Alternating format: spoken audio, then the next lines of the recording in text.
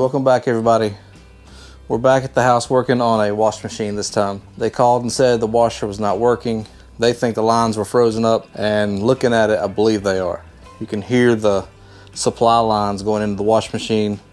They're kind of like just crinkly and cracking and stuff. So we're going to break out the heat gun. We're going to disconnect the supply lines from the back of the washer, try to heat them up and see if we can get the ice out of them and get the water flowing through it.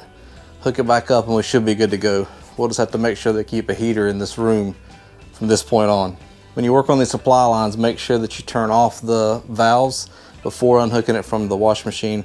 If there is ice in the line, there's probably gonna be some pressure built up in there too. So make sure you have a bucket like I have here ready. Just pull the washer out and get to it. So here we go. Those lines are hard as a rock. So I'm gonna turn the valves off first. All right, so right here you'll see the valves. This is your hot, this is your cold, and of course this is your drain line coming out of your wash machine. You can tell they've had some issues in the past because they've already cut this access panel out, which may cause some problems because there's no insulation around it. And this is an external laundry room. So the copper pipes coming in, it looks like they haven't frozen. They've got sharp bite connections on them, so I know that's not original to the house. So this has been replaced at some point. So we're gonna try to see if just heating these up will do the trick. You sure about that? All right, those are turned off. Remember, righty-tighty, lefty-loosey. But I don't want to leave it on there too long on these lines because it gets pretty hot. So I'm first trying to loosen the connection to the washing machine right where it screws in so that I can get that off easily. All right, so as you can see here, there's nothing coming out. I don't see anything in there, but I'm gonna put it in the bucket here.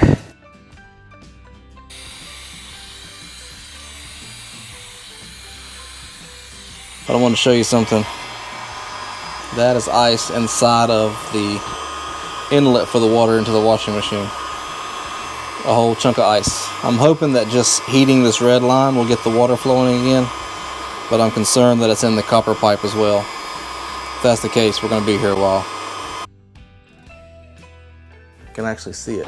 Probably you won't be able to see it, but see that little dark circle inside of there? That's the ice. To test this, I took the hose off to see if water's getting here and if it was just the hose, but here we go. That's all the way open and no water is coming out. So that tells me that these are frozen also. This could take a while. But let's get this part done first. Let's get the hoses done, everything past that point, and then we'll just put maybe a heater in here, let the room heat up, get those pipes warmed. No water coming out of that one either, so it's the pipes in the wall and these that froze. All right, so this is a lot bigger than just the hoses. These copper pipes have got some ice in them blocking them, so I'm gonna go get a heater and set it in this room and try to get it pointed toward this area. Not too close to set it on fire, obviously, but close enough where we can start getting these pipes warmed up. And we'll see what happens after that. Oh, we have breakthrough. Hot diggity dog. We have breakthrough on the hotline. Yes. Yes. All right, we have one working. That means when this cold line starts running, it is going to be done, hopefully. Nope. Once this cold one's open, I'm gonna let them run, fill this bucket up a couple of times just to get the water running. But I'm really worried about this joint down here. I almost want to just cut the pipe while it's frozen, put that on there, and replace that joint so it don't blow out, but I'm gonna keep my fingers crossed. Say a little prayer, because the shut off for this place is out of the road. If I did have to cut that off, I would definitely be putting a shut off there, and then it's even more work. I went back to this joint, that elbow joint, and was able to kind of reseat it a little bit. It had only like shifted slightly. When I did, you can hear that joint and the one to the left You can hear them both. It sounds like a slushy in there. So I'm feeling like any minute we're either gonna have a blowout or the line's gonna start running again. Keep your fingers crossed. We got one done. Let's go for two.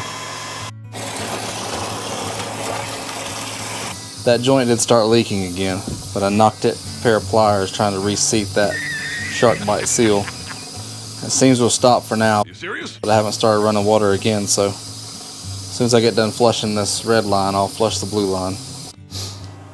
Okay guys, what I feared I'm gonna have to do is what I'm gonna have to do. Just do it! This one right here is leaking, so I gotta take this off. This one is leaking also. So I'm gonna take this off, take that off. To replace that part, I'm going to use a shut off, which I'll mount here. Then I'll put another piece of pipe and a new corner here, and then go back up. And that should fix the leaking problem. But right now I gotta go turn the water off to the whole house so that I can disconnect this pipe.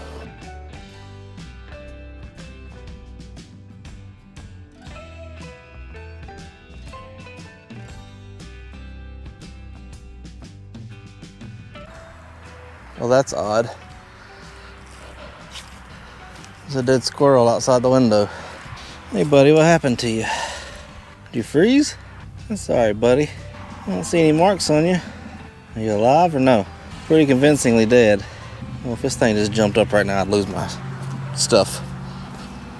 Alright, water's off. We determined that this is how much pipe we need to cut to make our connection down there. So, a lot of people have fancy cutters. This is just a cheap one.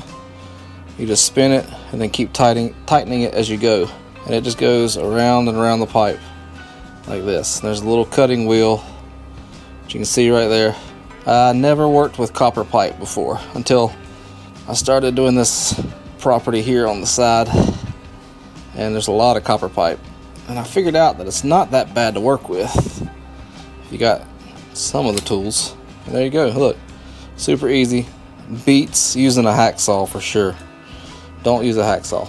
Then I'm just gonna sand the edges up where the sharp bite's gonna go so that it has a nice clean. See the difference in that and down here. So then all we have to do is get our shark bite ready. And shark bites, if you don't know, they just go in and then you push. Nice little hard push at the end, and it snaps in, and it's good to go. On the other end of this connection, I got to put a new 90 degree to go up from here to there. We're replacing that. Put it on, push, push till it clicks, and then we have this nice setup here. Now we're going to take this off, and I'm hopeful that my little removal tool will work. Got it.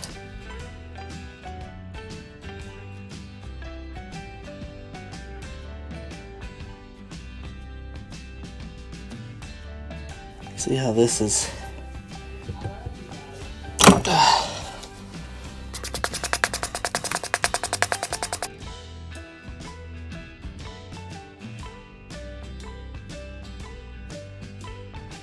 Alright, moment of truth. Let's turn the water back on and see if we see any leaks.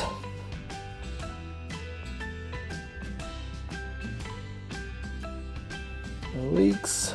The main problem here was frozen pipes, which led us to realizing that it was also bad plumbing. So we cut out the bad joints. Now we're going to put some insulation on it and call it a day.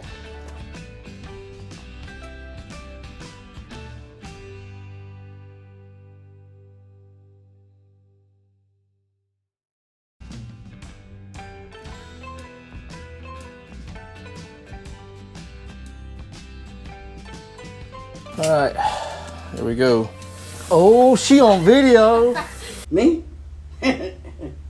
Just hanging around. Well, how's it going? It's running with some nice hot water. So this one is working. No leaks. Yeah, no leaks. everything seems to be working. So we're done with this one. One trip to Lowe's. That's all it took was one this time. All right, till the next one. Actually, I'm about to go look at another one, so there's no point in doing 2 videos for the same thing. See you guys on the next one.